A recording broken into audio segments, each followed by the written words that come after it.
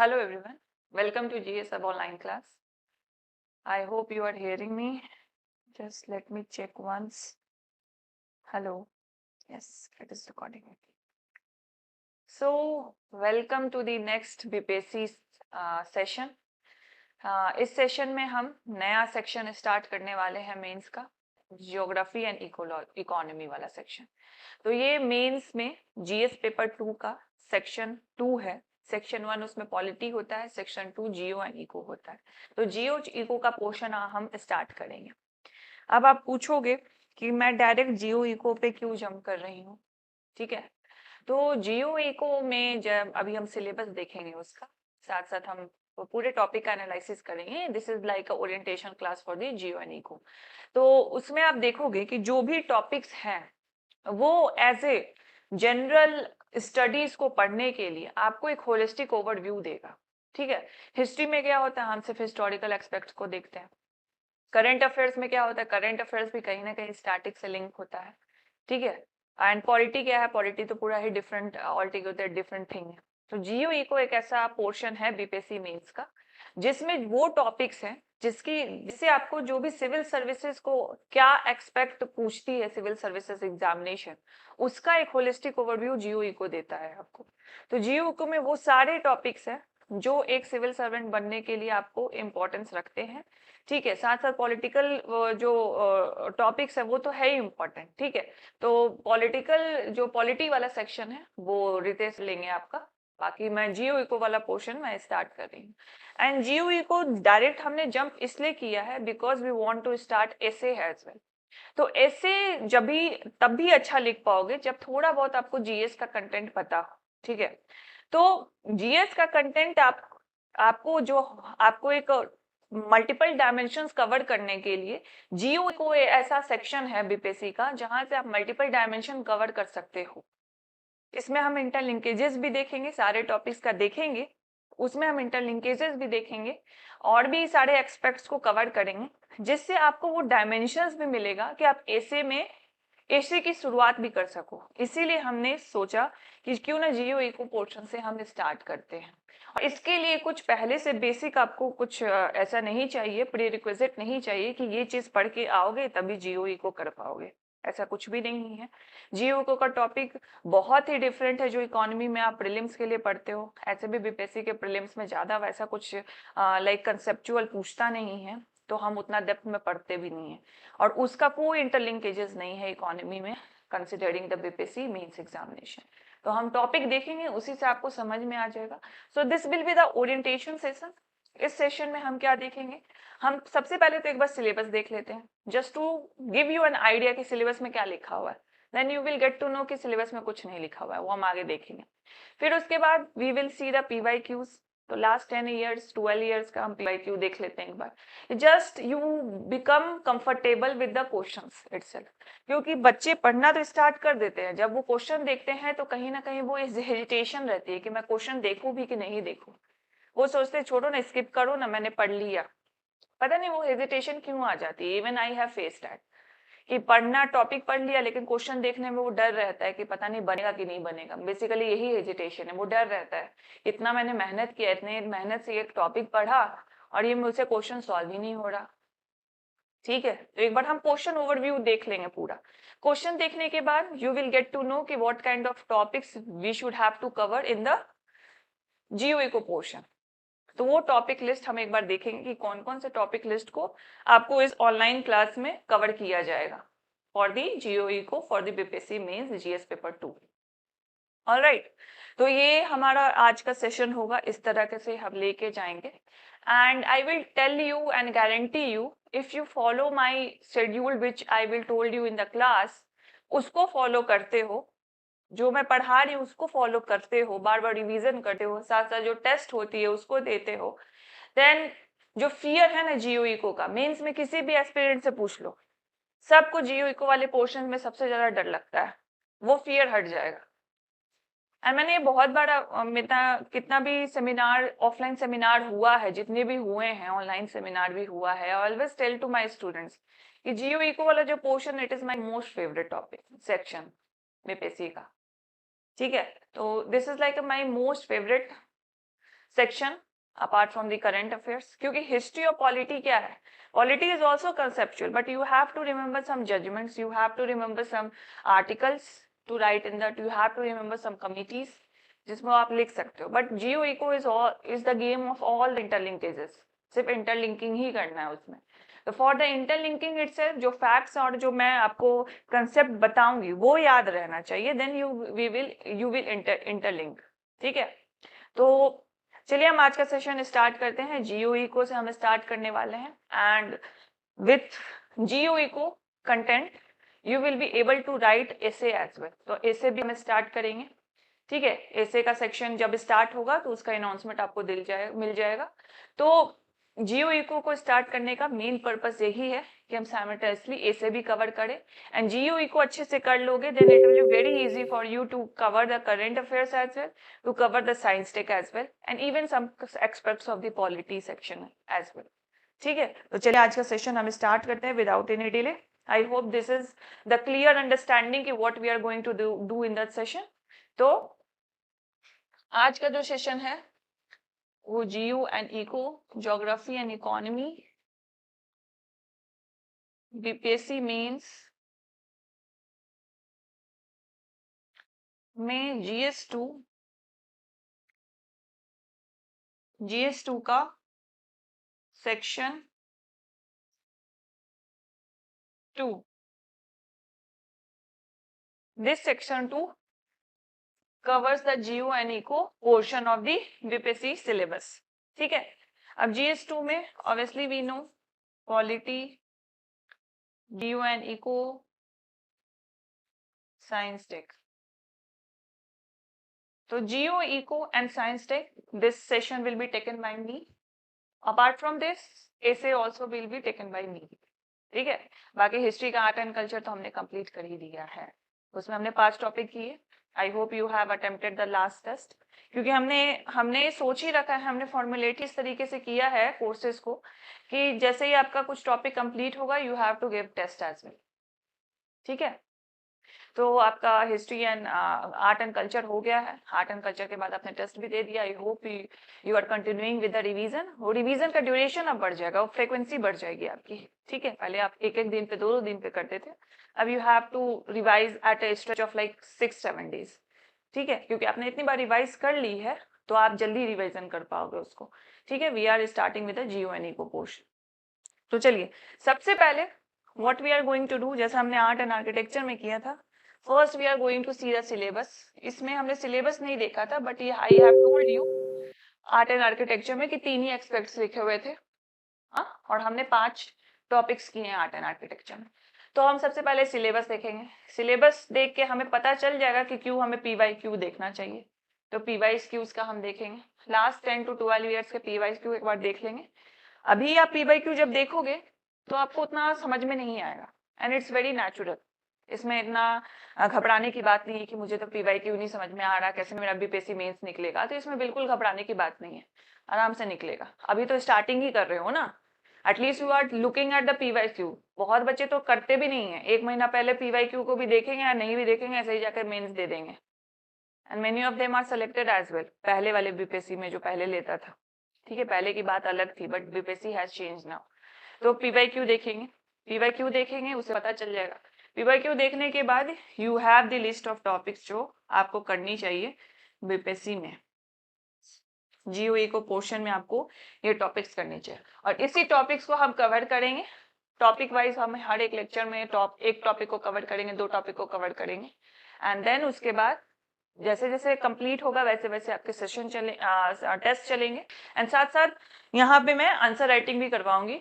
PYQ ही कभी करा लिया, मान लीजिए मैंने कोई एक टॉपिक दिया, आपको टॉपिक पढ़ाया, उसी पे हमने आंसर राइटिंग क्लास सेशन में ही हम उसको भी करेंगे, ताकि यू विल नो कि what kind of approaches you have to attempt in the answer writing itself. तो इससे आपकी आंसर फॉर्मेटिंग भी क्लास में वो प्रैक्टिस हो जाएगी।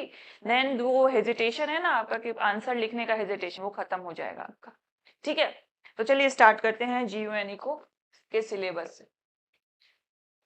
पहले तो मुझे ये बताओ आप लोग कि कितने लोगों ने सिलेबस खोला भी आज तक? कभी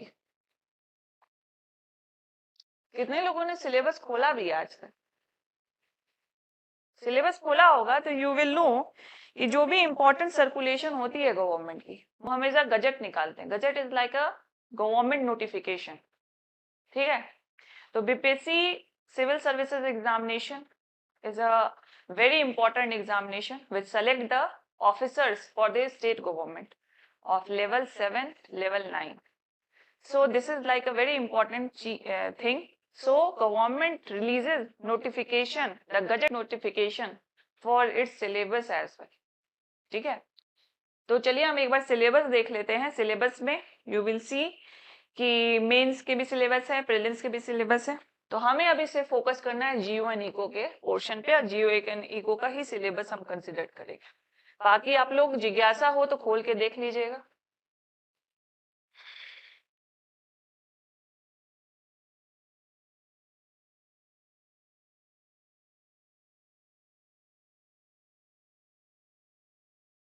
ये है सिलेबस बीपीएससी का।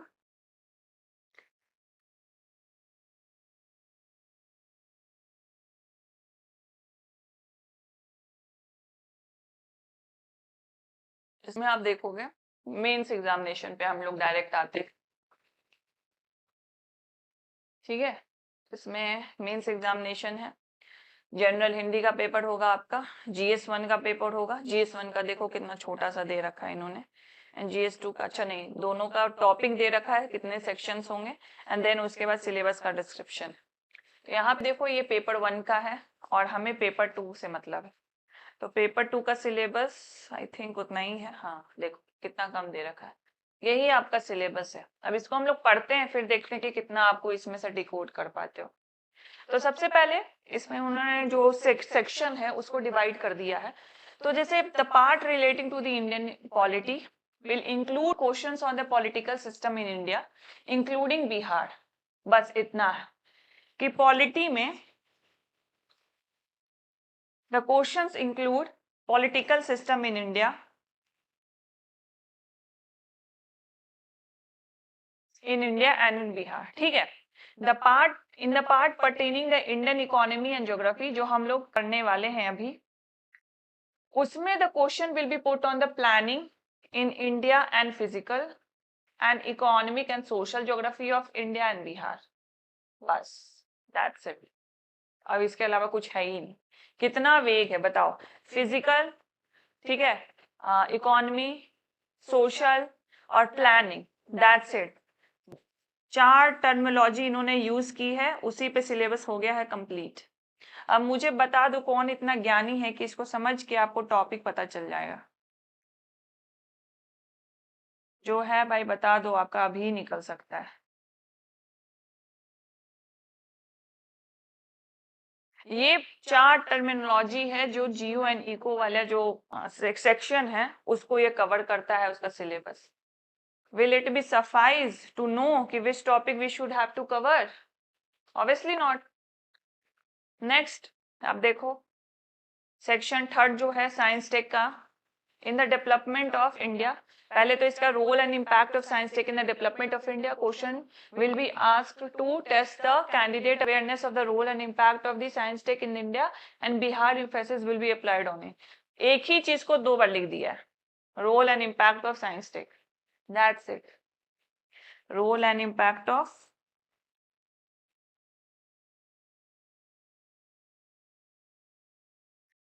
और ये ऐसा नहीं कि सिर्फ सेक्शन 2 इको जियो और जीएस 2 का ही हाल है, जीएस 1 का भी यही हाल है।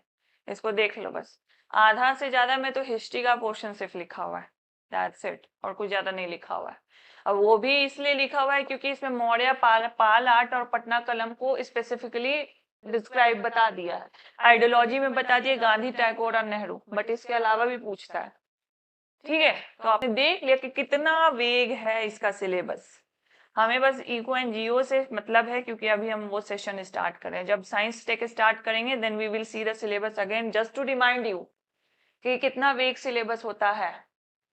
And you have to do the मेहनत खुद से to jot down the topics that you have to cover for the examination.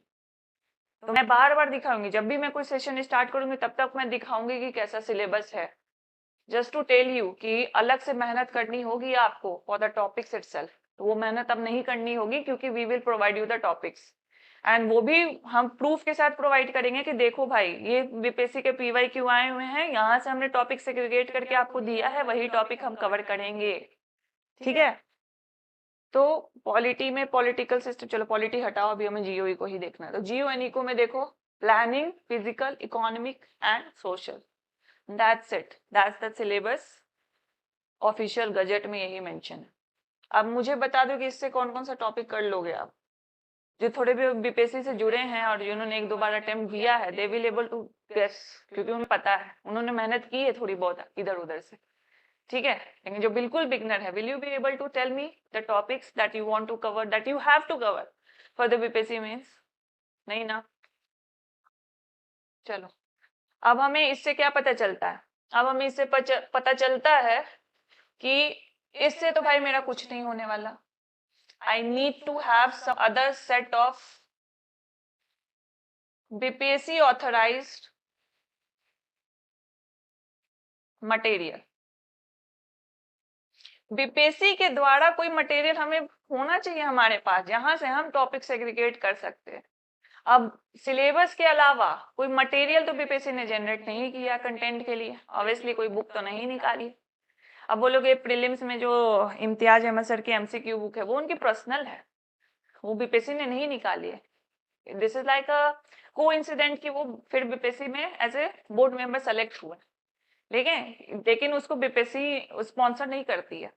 तो बीपीएससी द्वारा ऑथोराइज कोई मटेरियल अवेलेबल है तो वो क्या अवेलेबल है? We have the PYQ only. ठीक है, बस पीवाईक्यू है ना अवेलेबल है। तो सिलेबस से तो हमें 4 टर्म मिल गया, प्लानिंग, सोशल, इकोनॉमिक और फिजिकल, दीज 4 टर्म्स। ये 4 टर्म से हमें कवर करना है economic and Jio and economy. तो हम क्या करेंगे? पीवाईक्यू देखेंगे। अब पीवाईक्यू से हमें रियल टॉपिक्स पता चलेंगे, जो सेग्रीगेट करके मैं आपको क्लासेस में बताऊंगी और उसको कवर करेंगे साथ साथ। इतनी ही टॉपिक्स फिर आपको जो भी मैं कवर कराऊंगी जियो इको में, that will be suffice for you to cover the most of the dimension of the essay that we are going to take essay का सेशन जब होगा तब। ठीक है, तो चलिए पीवाईक्यू देखते हैं। आई होप दिस इज क्लियर कि सिलेबस के बाद पीवाईक्यू क्यों जरूरी है हमें देखना। और मैं ये प्रैक्टिस आपको इसलिए करा रही हूँ, even if you want to cover some other subject simultaneously with geo and eco, you can do it.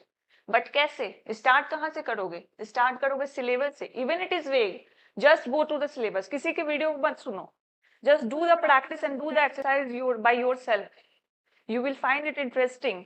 लगाओ थोड़ा दिमाग, ठीक है, तभी दिमाग काम करेगा। अभी इंजन बैठा हुआ है, उसको चलाओ, फिर उसमें खुद ही आ जाएगा ऑयल, फिर वो खुद ही चलने लगेगा। तो सिलेबस देखना, सिलेबस के बाद पीवाईक्यू देखना क्यों जरूरी है। आई होप दिस इज क्लियर। हम बेफालतू का ऐसा ही पीडीएफ नहीं खोल के देख रहे हैं, this has all the meaning behind it कि हम क्यों देख रहे हैं। मैं पीवाईक्यू वाला खोलती हूँ, थिंक ये है।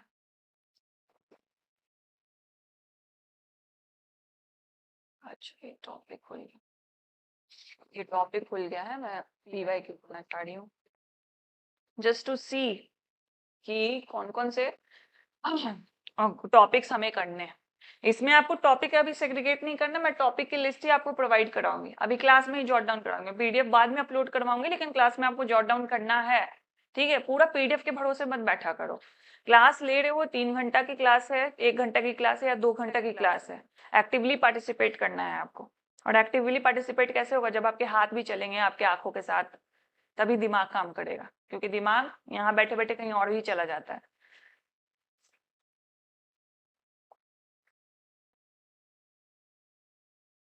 तो सबसे पहले 56 59 वाली बीपीएससी का देख लेते हैं।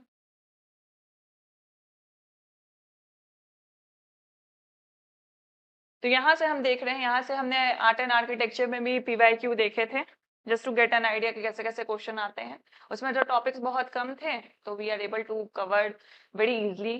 ठीक है, ये भी बहुत आसानी से हो जाएगा, you don't have to like take tension about it. चलो, फर्स्ट क्वेश्चन देखो आप, what do you understand by climate change? What reasons are attributed to climate change? What mission have been constituted under the National Action Plan on Climate Change formulated by Government of India? And what steps have been taken in the regard to of the Bihar government? ठीक है, तो पहला topic हमें क्या मिला? Climate change. ये 10 साल पहले भी सिग्निफिकेंट था, अभी भी सिग्निफिकेंट है। 5 साल पहले भी सिग्निफिकेंट था, अभी भी सिग्निफिकेंट है। 2 साल पहले भी था, अभी भी, अभी कुछ ज्यादा ही सिग्निफिकेंट है। तो obviously it is linked with the current affairs, that why it has been asked in the GUNE को क्वेश्चन। ये करंट अफेयर्स में भी पूछ सकता है, ठीक है, कोई समिट से पूछ देगा। फॉर एग्जांपल पेरिस एग्रीमेंट हो गया था ना, उसी तरह क्लाइमेट चेंज पे हमेशा यूनाइटेड नेशन कुछ ना कुछ सबमिट करते ही रहता है, तो उसको लिंक करके पूछ देगा। क्वेश्चन यही रहेगा, बस उसमें एक वर्ड डाल देगा, तो करंट अफेयर्स में पूछ दिया, लेकिन ये ज्योग्राफी का पार्ट है। एंड क्लाइमेट चेंज की वजह से इकोनॉमी में भी चेंजेस हो रहे हैं, एग्रीकल्चर पैटर्न बदल रही है, हमारी प्रोडक्टिविटी गिर रही है, ठीक है, ह्यूमन हेल्थ खराब हो रहे हैं, तो एम्प्लॉयबिलिटी स्किल्स कम होते जा रही हैं, हाँ, अलग अलग डिजास्टर्स आ रहे हैं, जिस वजह से जो इकोनॉमिक सेटअप है वो भी खराब होते जा रही है। तो कहीं ना कहीं इकोनॉमी से भी रिलेटेड है। That's why it has been asked in the geography and eco section. ठीक है, हिंदी में भी एक बार मैं बता देती हूँ। जलवायु परिवर्तन से आप क्या समझते हैं? क्लाइमेट चेंज से जलवायु परिवर्तन के क्या कारण हैं? भारत सरकार द्वारा जलवायु परिवर्तन पर निर्मित राष्ट्रीय कार्य योजना के अंतर्गत कौन कौन से लक्ष्य निर्धारित किए गए हैं? टारगेट्स पूछ रहा है। एंड बिहार सरकार द्वारा इस संबंध में क्या क्या कदम उठाए गए? ठीक है, अब एक चीज मैंने ये आर्ट एंड आर्किटेक्चर में भी आपको बोला था कि मेंस का कोई भी क्वेश्चन हो, if it is asked explicitly, if it is not asked explicitly, you have to cover the Bihar aspect either way. दोनों में आपको बिहार एक्सपेक्ट कवर करना, because this is the exam for BPSC, for the Bihar public service commission, not for the UPSC. You will be the state government, Bihar state government official. You must know the aspects of Bihar. If अगर पूछ लिया है तब तो सही है, नहीं भी पूछा then you have to cover. Short answer में स्किप कर सकते हो, लॉन्ग में नहीं कर सकते, you have to cover it. This is like a mandatory thing in the mains answer writing for the BPSC mains. ठीक है, चलिए, अब इसमें तो एक्सप्लिसिटली पूछ लिया, ये तो अलग से ही हेडिंग बनेगी, नहीं भी पूछता तब भी हेडिंग नहीं देता। लाइक इसमें मान लो ये वाला लाइन नहीं रहता आपको, तो ये वाला जो है ना, भारत सरकार द्वारा, तो स्टेप्स बाय बिहार गवर्नमेंट, उसी में एक अंदर में एक हेडिंग बना देते, सब हेडिंग बना देते, the steps taken by the Bihar government. ठीक है, step taken by the India government तो क्वेश्चन में है, अब मान लो बिहार वाला नहीं पूछा होता, एक अंदर से सब हेडिंग डाल देते कि step taken by the Bihar government, दिखा देते या फ्लो चार्ट में दिखा देते। हम लोग देखेंगे आंसर राइटिंग सेशन जो होगी ना जीओ की, उसमें हम लोग इसको कवर करेंगे। नेक्स्ट क्वेश्चन देखिए, in the absence of well educated organised local level government system, Panchayati Raj के बारे में बात करें, local level, panchayat and samitis have remain mainly the political institutions, are not the effective instruments of the governance, critically discuss। ठीक है, next आते हैं, ये इसको पॉलिटी वाले सेक्शन में होना चाहिए था, ये आई थिंक इसमें उन्होंने डाल दिया, बट इसमें भी हम लोग डाल सकते हैं जियो इको वाले पोर्शन में, लेकिन ये पॉलिटी का होना चाहिए था। चलो नेक्स्ट देखते हैं। Third number, public health system has limitation in providing the universal health coverage. Do you think that the private sector can help in bridging the gap? What others viable alternatives do you suggest?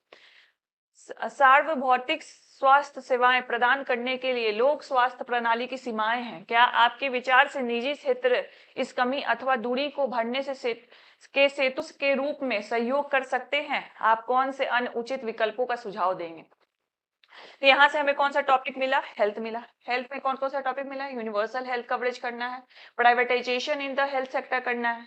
ठीक है, उससे दो सब topics हमें मिल गए। Next देखते हैं, terrorism. Terrorism activities and the mutual distrust have clouded the India-Pakistan relation. यहाँ पे current affairs को घुसा दिया। To what extent the use of the soft power like the sports and culture exchange could help to generate the goodwill between the two countries? Discuss with a suitable example. ठीक है, GUNU को में पूछा है, Indian Pakistan का relation current affairs में पूछा है, करंट अफेयर्स में भी पूछ सकता है। Terrorism activities and the mutual distrust, economy का बहुत एक इंपॉर्टेंट सेक्शन हो जाता है टेररिज्म। जियो इकोनॉमिकल कंसेप्ट है ये, तो ऑब्वियसली इसको भी हम लोग देखेंगे।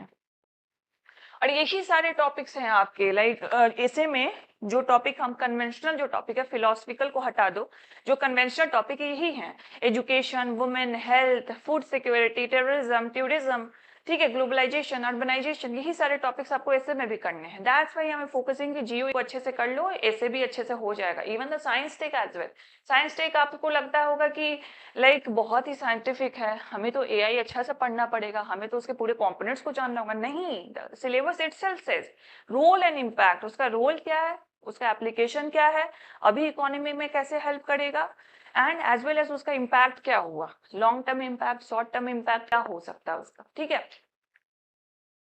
भारत पाकिस्तान संबंधों पे आतंकवादी गतिविधियों एवं आपसी अविश्वास के बादल मंडरा रहे हैं। दोनों राष्ट्रों के मध्य सौहार्दपूर्ण संबंध स्थापित करने के लिए खेलकूद एवं सांस्कृतिक आदान प्रदान जैसी सौम्य शक्ति का प्रयोग किस सीमा तक किया जा सकता है, मतलब डायस्पोरा का हम लोग कैसे यूज कर सकते हैं to mitigate all the challenges, all the conflicts that is being existing between the India and Pakistan relations. Next हम आते हैं,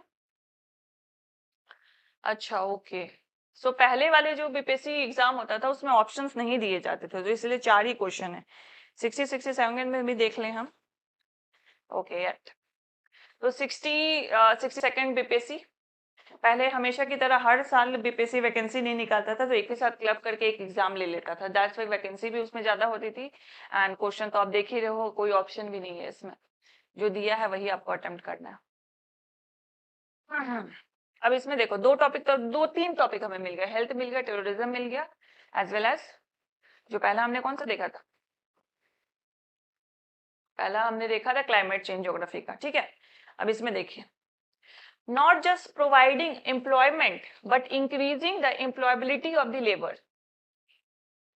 employment नहीं but increasing the employability, the effectiveness of the employees, not just the employed। एक पुतला हमें नहीं चाहिए, उसके अंदर कुछ कैपेबिलिटी भी होना चाहिए, ठीक है, is the main issue of the long term employment policy। अभी मैं long term और short term की बात कर रही थी। Discuss this statement with a special reference to knowledge and skill development through the quality education and training। Also explain the trend and the implication of the sector wise employment generation in the country after 2000।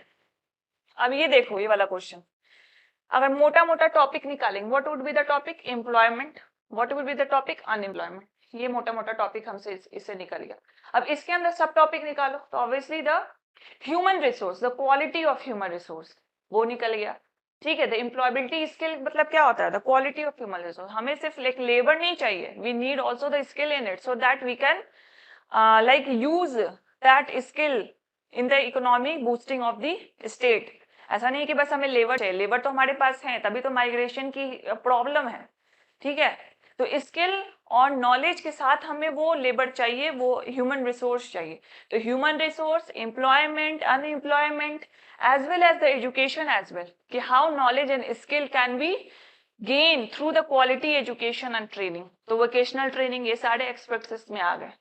तो employment में हमें अगर सब topic को cover करना है, this aspect we have to cover in detail as well. Next हम देखते हैं, अच्छा एक बार मैं हिंदी में बहुत बता देती हूँ। भारत में दीर्घकालीन रोजगार नीति का मुख्य मुद्दा रोजगार प्रदान करना नहीं, बल्कि श्रम शक्ति की रोजगार क्षमता को बढ़ाना है। इस कथन का विवेचन गुणवत्तापूर्ण शिक्षण व प्रशिक्षण के मार्फत ज्ञान और दक्षता के विकास के विशेष संदर्भ में कीजिए। देश में 2000 के बाद क्षेत्रवार रोजगार सृजन की प्रवृत्तियां एवं फलितार्थों का को भी समझाएं, ठीक है। नेक्स्ट देखते हैं, नेक्स्ट है explain the growth and productivity trend of agriculture, नया टॉपिक हमें मिल गया। Also suggest the measure to improve the productivity and the increase of the farm income, एक और टॉपिक मिल गया, फार्मर इनकम, प्रोडक्टिविटी मिल गई। तो एग्रीकल्चर का हमें ग्रोथ बताना है, प्रोडक्टिविटी बताना है। ग्रोथ बेसिकली जीडीपी में एग्रीकल्चर सेक्टर का कितना परसेंटेज कंट्रीब्यूशन होते जा रहा है, ओवर द ईयर इंक्रीज हो रहा है, कितना इंक्रीज हो रहा है, ग्राफ के थ्रू बता देना है, डेटा रहेगा तभी बता पाएंगे। एंड सेकंड एग्रीकल्चर की प्रोडक्टिविटी, ऑब्वियसली जो लैंड है, जो इंडिया में लैंड है हमारे पास, वो लिमिटेड है, वो तो इंक्रीजिंग नहीं है, जितना लैंड है इंडिया का उतना ही है। उसमें क्या हो रहा है, एग्रीकल्चर की लैंड कम होते जा रही है, क्यों, क्योंकि पॉपुलेशन बढ़ रहा है, सिविलाइजेशन बढ़ रहा है, तो अब तो लैंड बची ही नहीं, लोग खरीदना चाहते हैं, इतनी लैंड की डिमांड है कि लैंड की प्राइस करोड़ों में जा रही है। तो लैंड तो हमारे पास वही है, एग्रीकल्चर की लैंड और घट गई है। तो उसी एग्रीकल्चर की लैंड में हमें ज्यादा से ज्यादा उपजाऊ करना है अनाज को, ताकि इतनी बड़ी पॉपुलेशन को हम सरवाइव कर सके, उनको फूड सिक्योर कर सके। तो उस वजह से एग्रीकल्चर की प्रोडक्टिविटी इनहांस होनी चाहिए। वो कितनी इनहांस हुई है, अभी और इनहांस हो सकती है कि नहीं, पोटेंशियल क्या है हमारा, पोटेंशियल से आगे बढ़े हैं कि नहीं, या पोटेंशियल से पीछे हैं, ऑब्वियसली पीछे हैं। तो ये सारी चीजों को हम इसमें कवर करेंगे। तो ये हो गया improve productivity. Farmer income, obviously farmer income से बहुत सारी कमेटी बनी है, गोस्वामी कमेटी, वो क्लेम करती है कि डबल कर देना है फार्मर का इनकम को। एमएसपी का फॉर्मूला क्या है, फार्मर क्या डिमांड करते हैं, जो फार्मर की जो भी प्रेशर ग्रुप्स हैं वो क्या डिमांड करते हैं बार बार कि फार्मर इनकम बढ़ानी है, कौन से फॉर्मूले पे बढ़ानी है, एम एस स्वामीनाथन ने जो एमएसपी का फॉर्मूला दिया उस पे बढ़ानी चाहते हैं, वो डिमांड करते हैं, और सरकार वो नहीं कर पाएगी, तो सरकार अपना पक्ष रखती है। तो वो सारे एक्सपेक्ट को फार्मर इनकम में हम पढ़ेंगे। तो एग्रीकल्चर में हमें क्या क्या मिल गया टॉपिक, एग्रीकल्चर में मिला तो ग्रोथ मिला, जीडीपी का वाइज देखेंगे, एक प्रोडक्टिविटी मिली। प्रोडक्टिविटी में आप देखोगे कि क्रॉपिंग इंटेंसिटी क्या है, फर्टिलाइजर का यूज क्या है, इरिगेशन का स्टेटस क्या है, ये सारे टॉपिक है। फिर उसके बाद फार्मर इनकम, तो फार्मर की इनकम को कैसे हम इंक्रीज कर सकते हैं, तो वो सारे टॉपिक्स को हम कवर करेंगे। तो एक देख लो, एक क्वेश्चन से हमें कितने सारे टॉपिक्स मिलते हैं। यही एक्सरसाइज आपको खुद से करना है, जो मैं आपको भी करवा रही हूँ। ठीक है, मैं यहाँ पे करवा रही हूँ तो आप ज्यादा अच्छा हो जाएगा, जो मैं बोल रही हूँ उसको साथ साथ लिखते जाओ। ठीक है, भारतीय कृषि में समृद्धि एवं उत्पादकता की प्रवृत्तियों की व्याख्या कीजिए। देश में उत्पादकता में सुधार लाने एवं कृषि आय को बढ़ाने के लिए उपाय भी सुलझाएं। ठीक है, थर्ड नंबर पे आते हैं। Decentralised planning through strengthening of the Panchayati system is the focus of planning in India in recent time. While explaining this statement, suggest a blueprint for the integrated regional development plan, also critically examining the decentralized planning scenario in India after the 73rd and 74th Amendment Act to the Constitution. अभी आप बोलोगे कि इसको polity में क्यों नहीं पूछा, BPSC से पूछो, जाके आरटीआई करो, क्यों नहीं पूछा इसको।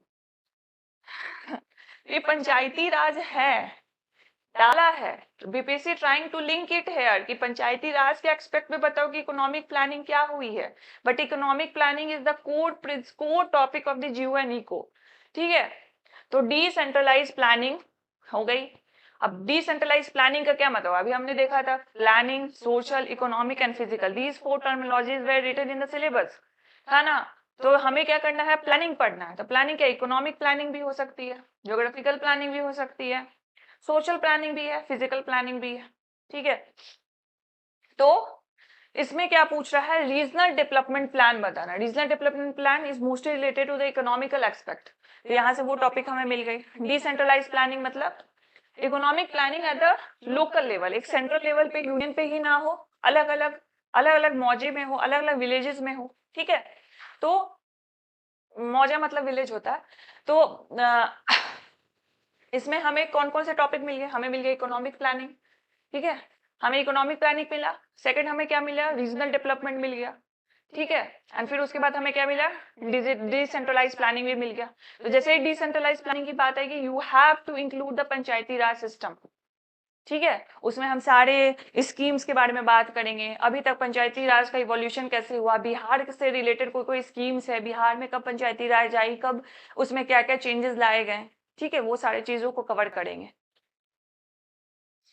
हाल की अवधि में पंचायत व्यवस्था के सशक्तिकरण के माध्यम से विकेंद्रित नियोजन भारत की आयोजना का केंद्र बिंदु रहा है।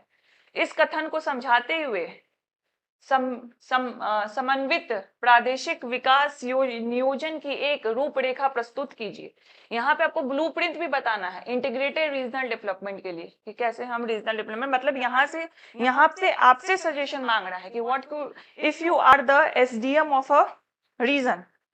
ठीक है, even if you are the like SDM of a region, और मान लो बीपीआरओ भी हो, आरओ भी हो, तो आपको जो अथॉरिटी मिली है उसके अंदर आपकी क्या एक ब्लूप्रिंट होनी चाहिए कि आप you will be able to like implement the integrated regional development plan, वहाँ के रीजन को समझते हुए what kind of blueprint you can present. तो हमारे पास तो कोई एक रीजन नहीं है कि हमें तो एक क्षेत्र नहीं दिया है कि आपको इस जिले का ये गांव को मैनेज करना है, इसका डेवलपमेंट करना है। तो what we can do, we will here to give a generalise regional development plan which can suit any district और एनी विलेज। ठीक है, तो इसमें हम अपने सजेशन तो कुछ देंगे, बट साथ साथ we are also going to give the committees recommendation. तो हम इसमें कमिटीज के भी नाम लिखेंगे कि उन्होंने कौन कौन से रिकमेंडेशन दिए हैं रीजनल डेवलपमेंट प्लान। मान लीजिए बहुत सारी रिपोर्ट्स भी गवर्नमेंट की आती है, नीति आयोग की भी आती है, तो वो सारी रिपोर्ट्स को मेंशन करेंगे कि ये हो सकता है, ये कर सकते हैं, और उसी में एक दो पॉइंट्स हम अपना लिख देंगे। बट जहां पे भी आपसे आपका सजेशन मांगा जाएगा, the examiner, the BPSC is telling you to give me some suggestions that the committees has also given, वो देना है आपको। then it shows कि आपने एक टॉपिक को पूरे डाइवर्स लेवल से पढ़ा, ऐसा नहीं कि बस थोड़ा सा इधर से पढ़ लिया, बस फैक्चुअल डेटा पढ़ लिया, बस उतना में हो गया, वो नहीं है। नेक्स्ट क्वेश्चन पे आते हैं। तो यहाँ से हमें एक और टॉपिक मिल गया, planning, economic planning. What do you mean by the public goods subsidy, merit good subsidy, non-merit good subsidy in India? Explain the recent trend, problems of the food, fertilizer and the problems petroleum subsidy in the country. ठीक है, और अभी के time पे भी और ये relevant है क्योंकि आपको पता है कि बिहार सरकार ने 125 यूनिट्स का इलेक्ट्रिसिटी सब्सिडी देने की बात कही है। तो उस एक्सपेक्ट में भी ये क्वेश्चन रेलिवेंट होता है and there is a high chances that it can be repeated. ठीक है, सो थीम रिपीट होगा, क्वेश्चन नहीं रिपीट होगा। सो पब्लिक गुड सब्सिडी क्या होता है, मेरिट गुड सब्सिडी क्या होता है, नॉन मेरिट। ये public good, merit good, non merit good you have read in the prelims. अगर नहीं भी किया है कोई बात नहीं, बस एक एक लाइन का डेफिनेशन, एक एग्जांपल देख लो, उससे क्लियर हो जाता है। अब हमें मेन यहाँ पे टॉपिक क्या है, सब्सिडी। हमें सब्सिडी कवर करना है, तो एक टॉपिक हमें यहाँ से मिल गया। और सब्सिडी में अभी रिसेंट ट्रेंड क्या है, क्या चैलेंजेस हैं, क्या उसके बेनिफिट हैं, तो ये सारे चीजों को हमें इसमें कवर करना है। भारत में सार्वजनिक वस्तु अनुदान, मेरिट वस्तु अनुदान, गैर मेरिट वस्तु अनुदानों का से आप क्या तात्पर्य है? देश में उर्वरक, खाद एवं पेट्रोलियम अनुदानों की समस्या तथा हल ही प्रवृत्तियों को समझाइए। ठीक है, नेक्स्ट आते हैं 63rd बीपीएससी। आई होप मजा आ रहा होगा आप लोगों को, क्योंकि पीवाईक्यू देख के पढ़ना कोई स्टार्ट नहीं करता है। Most of them are not doing this. I can guarantee like 95%। वो कोई कोचिंग इंस्टीट्यूट ज्वाइन कर लेंगे, किसी क्लासेस ज्वाइन कर लेंगे और वहां से जो पढ़ा रहे हैं वो उसको कंटिन्यू कर लेंगे। ये पहला ओरिएंटेशन क्लास होना बहुत जरूरी है, so that you will be question me ना। या मान लो मैं एग्रीकल्चर चैप्टर स्टार्ट कर रही हूँ और मैंने लाइक 15-20 मिनट में, आधा घंटा में चैप्टर कंप्लीट कर दिया, जस्ट कवरिंग वन टॉपिक कि बिहार में एग्रीकल्चर क्या है, क्या चैलेंजेस है, प्रोडक्टिविटी क्या है, खत्म है। यू विल क्वेश्चन मी ना कि पीवाईक्यू में तो बहुत सारे एस्पेक्ट्स हैं, उसको कवर ही नहीं किया आपने। तो ये कहाँ से पता चलेगा आपको? जस्ट मैं आपको टॉपिक लिस्ट दिखा देती, आधा घंटा का ये क्लास होता, 30-35 टॉपिक लिस्ट है, वो दिखा लेती कि हाँ देखो ये होगा। बट मैंने वो टॉपिक कहाँ से लाए? I am telling you the source. ठीक है, I am giving you the validation, I am giving you the proof कि देखो यहाँ से टॉपिक्स मैंने उठाए हैं। अब वो टॉपिक नहीं मैं दिखाऊंगी, वो टॉपिक बस 35 टॉपिक है, उसको तोड़ोगे ना तो 50-55 टॉपिक हो जाएगा, क्योंकि हर टॉपिक के अंदर 5-5, 6-6 सब टॉपिक है। ठीक है, किसी किसी में ही नहीं है, बाकी मोस्ट ऑफ में है, तो हमें कवर करने हैं। वो कहाँ से पता चल रहा है आपको? मैं तो कोई यहाँ पे लाइक मैजिशियन नहीं खड़ी हूँ कि हाँ मुझे टॉपिक अपने अपने आ जाता है। पीवाईक्यू देख के पता चलता है। एंड जो लोग भी हमसे पहले से जुड़े हैं, जीएस सबसे पहले से जुड़े हैं, तो मेरी वीडियोस आपने एंटरिंग की देखोगे, मैं उसमें हमेशा आपको बोलती हूँ कि please stick to the PYQ and the syllabus itself. Syllabus में कुछ नहीं है। सिलेबस में इसलिए बोलती हूँ ताकि एक बार देख तो लो, सरकार ने इतनी मेहनत से बनाया है वो सिलेबस, गजेट को खोल के देख तो लो, थोड़ा रिस्पेक्ट दो। लेकिन उससे क्लियर हो जाता है कि सिलेबस से नहीं पता चल रहा, तो obviously we have to look at the PYQs. 63rd BPSC. अब देखो पहला question, presently highlight the major problem of the Indian agriculture, suggest way to remove them, discuss the major program being run by the government for the development of the Indian agriculture। Simple है, Indian agriculture करना है, ज्यादा बहुत straight forward है कि challenges बता दो, उसका सॉल्यूशंस कुछ बता दो, ऐसा ऐसा जो गवर्नमेंट अभी कुछ कुछ प्रोग्राम्स चला रही है उसके बारे में बता दो, दैट्स इट। ज्यादा कुछ है ही नहीं इसमें। वर्तमान भारतीय कृषि की प्रमुख समस्याओं पर प्रकाश डालते हुए उन्हें दूर करने हेतु सुझाव दे, साथ ही भारतीय कृषि के विकास हेतु सरकार द्वारा चलाए जा रहे प्रमुख कार्यक्रमों की चर्चा करें। ठीक है, नेक्स्ट आते हैं, discussing the estimation of poverty in India, explain the factors responsible for the poverty, which programs are being run by the Indian government to remove the poverty। अब हमें नया टॉपिक मिल गया, पॉवर्टी। ठीक है, पॉवर्टी में हमें ऑब्वियसली क्या करना है, एस्टिमेशन देखना है। बहुत सारी कमिटीज बनी थी जिन्होंने अलग अलग एस्टिमेशन दिया था कि पॉवर्टी को किस तरीके से इंडिया में काउंट किया जा सके। कुछ लोगों ने कैलोरीज में बताया, कुछ लोगों ने कितने वो इनकम कमाते हैं एक दिन में, उस एक्सपेक्ट में बताया। ठीक है, तो ये सारे एस्टिमेशन है, उसके बारे में बात हो रही है, तो वो सारे कमिटीज को हमें यहाँ पे जिक्र करना है। सेकंड है कि फैक्टर्स बताना है कि क्यों पॉवर्टी है इंडिया में, वो फैक्टर्स हमें बताना है with the data, proper data. अब ये वाला जो टॉपिक है ना जियो इको का, ये सारे टॉपिक ऐसे हैं कि बहुत ही जनरलाइज पॉइंट रहेगा कि अनएम्प्लॉयमेंट नहीं है, ठीक है, इसीलिए पॉवर्टी है। एजुकेशन नहीं है तो जॉब नहीं मिल पाती, इसीलिए पॉवर्टी है। ठीक है, एग्रीकल्चर इनर्शिया है, लोग एग्रीकल्चर ही करना चाहते हैं, मूव ही नहीं करना चाहते दूसरे चीज में, तो इसीलिए पॉवर्टी है। तो ये सारे एक्सपेक्ट आप लिखोगे, बट ये सब बहुत जनरलाइज पॉइंट है। मतलब मैं किसी ऐसे से पूछूंगी बताओ क्यों पॉवर्टी है भाई, आप इतने गरीब क्यों हो, तो बोलेगा जॉब ही नहीं है मेरे पास, वही चीज तो आप लिख रहे हो कि जॉब नहीं है, अनएम्प्लॉयमेंट है। तो आपका आंसर, और जो एक लेमैन टर्म में किसी से मैं पूछ लूं कि बताओ क्यों गरीब हो तुम, उसका आंसर दोनों तो सेम है ना। तो व्हाट मेक यू डिफरेंट, कैसे डिफरेंशिएट करोगे अपने आप को, to quote some data to substantiate your point, कि जो आप बोल रहे हो it has a valid proof behind it. Report दो, इकोनॉमिक सर्वे का बताओ क्यों पॉवर्टी, कितने लोग पॉवर्टी में हैं, अनएम्प्लॉयमेंट क्यों, अनएम्प्लॉयमेंट रेट कितना है, एग्रीकल्चर इनर्शिया है, क्यों इतने ज्यादा पॉपुलेशन एग्रीकल्चर में, कितने परसेंटेज ऑफ पॉपुलेशन, 70%, 75% एग्रीकल्चर में ही है, जॉब स्किल नहीं है, एजुकेशन की लेवल क्या है, give the data, illiteracy rate कितनी है बिहार में। तो ये इंटरलिंक करके पढ़ना है हमें। तो मैं इकोनॉमिक सेशन का भी एक अलग से सेशन रखूंगी जिसमें हम डेटा को कवर कर लेंगे एक बार। वो डेटा आपको बार बार मगअप करना है, सो दैट जब भी मैं क्लास लूं, मान लो पॉवर्टी का ले लिया, एग्रीकल्चर का ले लिया, मैं वहां डेटा बोलूं कि बताओ क्रॉपिंग इंटेंसिटी कितना है बिहार का, पोटेंशियल कितना है, इरिगेशन पोटेंशियल, आपके जुबान पे वो रहना चाहिए कि हाँ ये डेटा मुझे यहाँ कोट करना है। कैसे मार्क्स नहीं आएगा जीओ इको में, कैसे it will not help you in the essay, कैसे इंटरलिंकिंग करने में कैसे हेल्प नहीं करेगा, इस तरीके से पढ़ना है मेंस को। ठीक है, and this will make you the difference. और आई एश्योर यू अच्छे से पढ़ लोगे ना, you will be in the top 50 यार, सिलेक्शन तो भूल जाओ, you will be in the top 50 obviously. जब इस तरीके से एनालिसिस करने लगोगे, इंटरलिंकिंग कर लोगे, even your prelims games will be much better than the other. तो प्रीलिम्स तो बस क्वालिफाई ही करना है। Prelims is a mixture or the game of confidence, is the mixture of the game of intuition, wisdom, MCQ aptitude and obviously the knowledge। Knowledge तो सबसे ऊपर ही है, उसके बाद ही ये सब काम आता है। लाइक नॉलेज का 50% है, 50% ये सब का काम आएगा। मान लो 60 है तो 40 इसका तो जरूर ही है।